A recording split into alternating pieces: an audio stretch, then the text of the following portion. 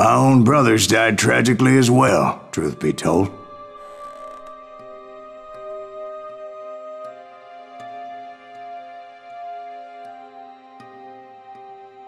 It was 1868, and me and my older brothers were pulling a tidy profit running cattle into Juarez, Mexico.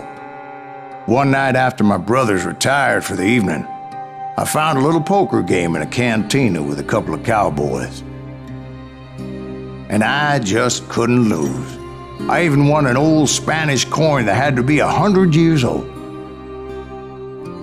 Well, I was mighty pleased with myself the next morning as my brothers and I rode for Texas. But before we crossed the border, those cowboys caught up with us. It was Johnny Ringo, Roscoe Bob Bryant, and another asshole named Jim. They wanted their money back and everything else we had, including our lives, as those boys didn't want us coming for them later. Bob put that old Spanish coin in my mouth and said, "I won't have it said that I left you with nothing, boy." Well, those horses bolted, and there we hung as those bastards rode away.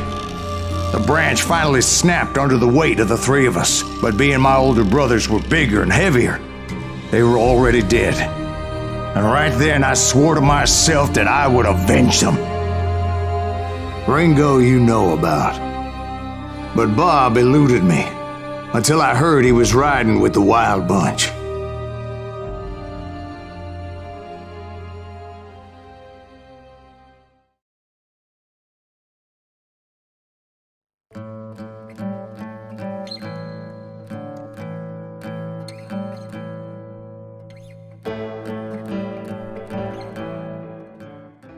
I'd been on their trail for months, ever since they left their hideout in the Bighorn Mountains.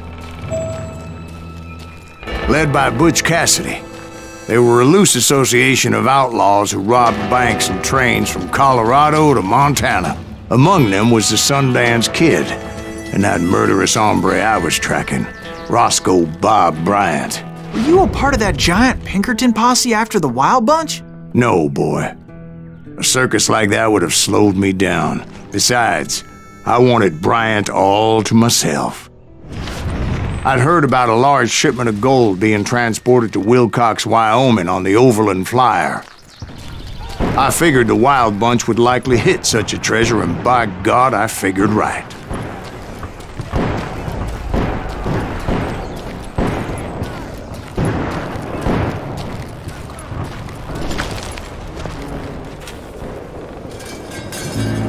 They blew the bridge with the intention of forcing the train to stop. Well, I assumed the Wild Bunch was likely in the still intact part of the train high above, so I had no choice but to make my way up through the passenger cars dangling down.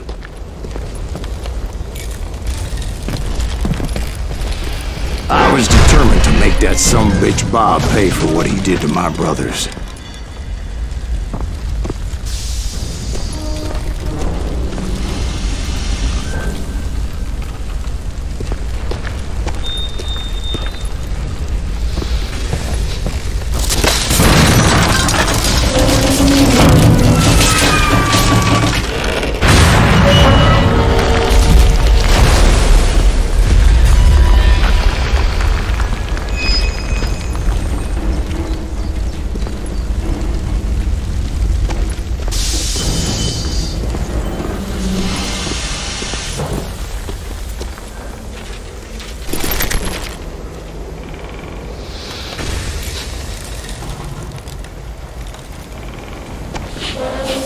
I found the device they used to blow the tracks, so I knew I was headed in the right direction.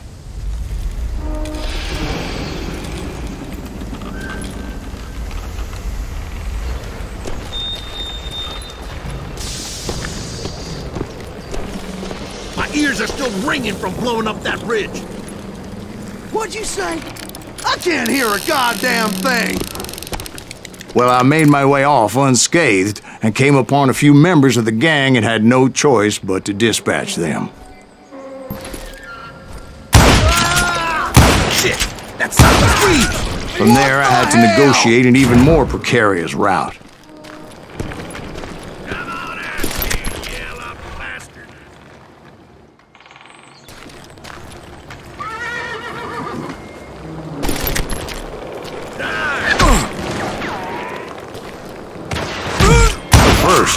I would need to get my ass out of there.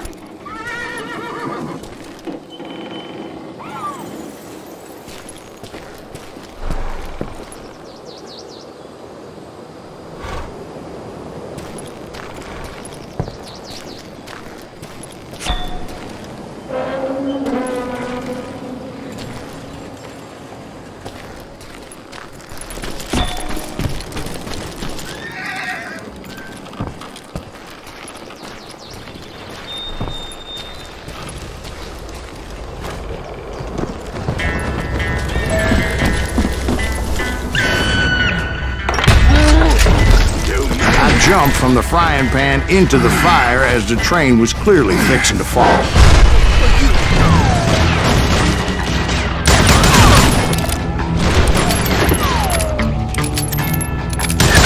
I found the gang, but in order to find old Bob, I needed to fight my way forward past a whole passel of desperados.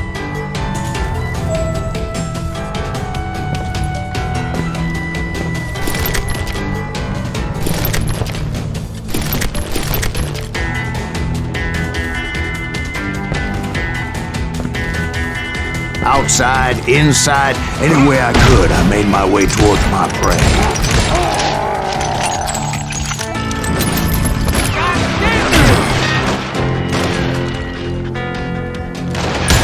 I'll kill you!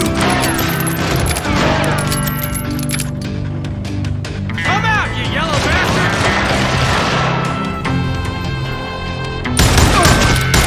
Come and get me, you goddamn!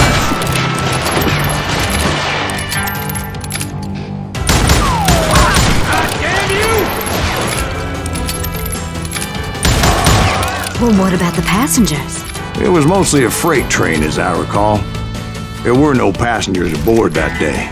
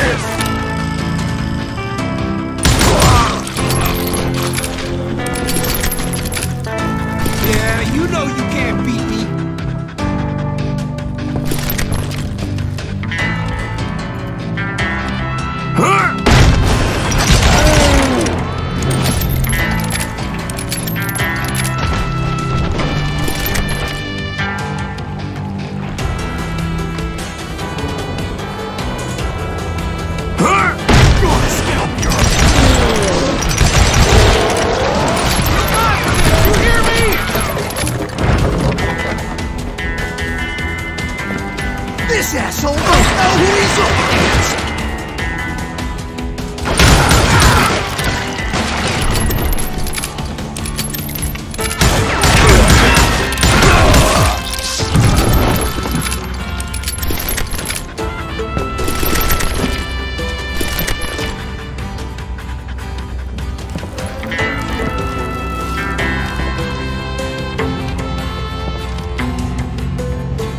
As I mentioned before, I am not fond of heights, but I was too busy dodging bullets to worry about falling to my death.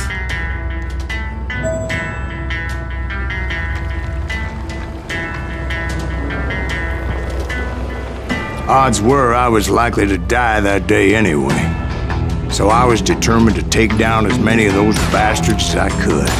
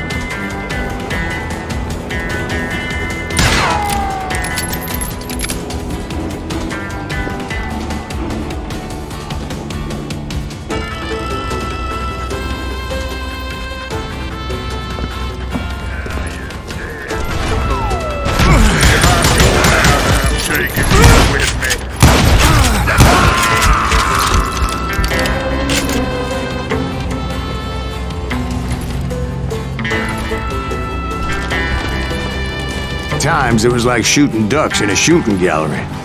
The only difference is these damn ducks shot back.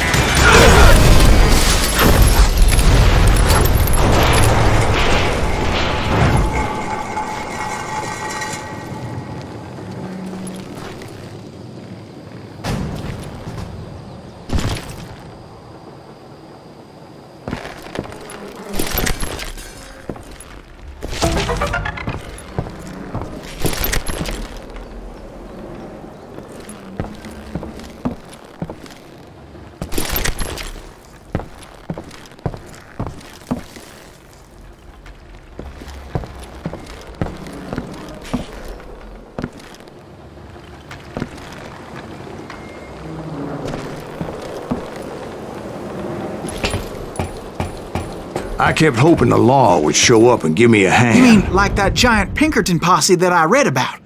Did they come riding in, guns a-blazing to help?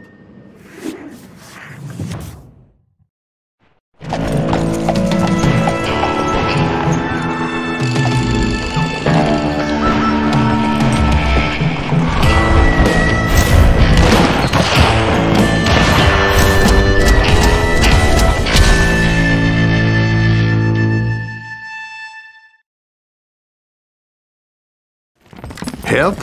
From the Pinkertons? No, son. I had to fight the wild bunch all by my lonesome, as usual. Who the hell is that?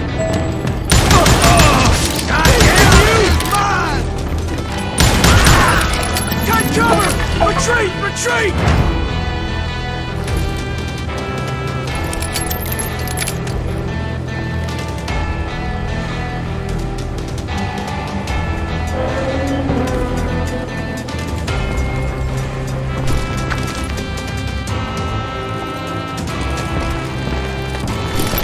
Killing everybody!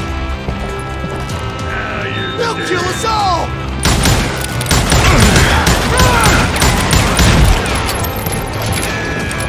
Kill that missing!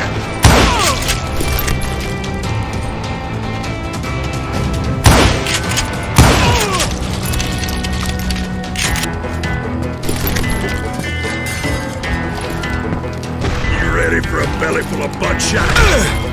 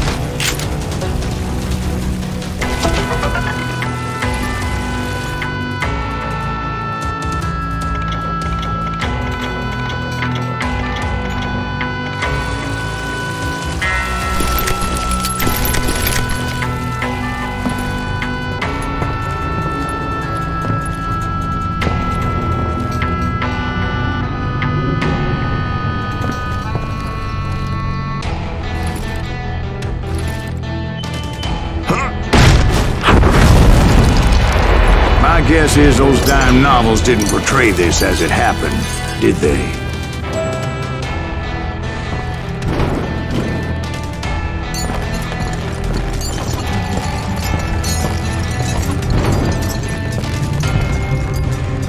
Well, only a few stragglers were left, and I had to cut them down pronto if I was going to stay on old Bob's trail.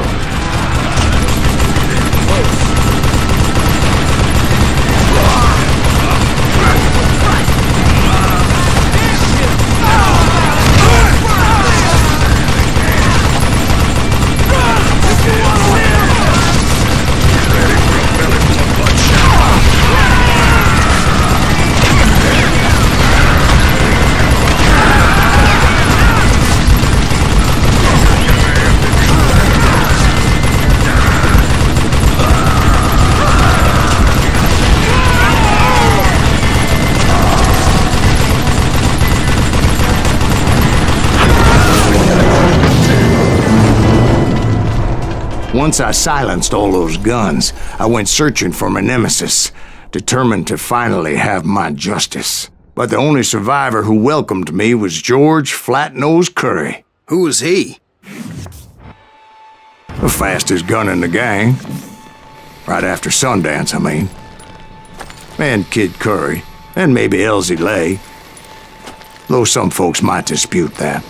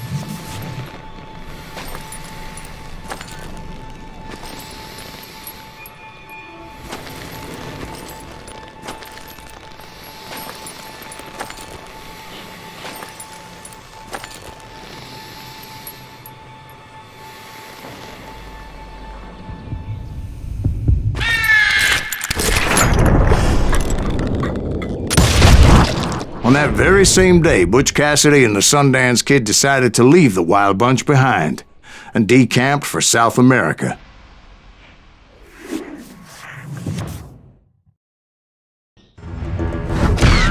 They ended up living down there for many years, but I'm sure you already know all about that.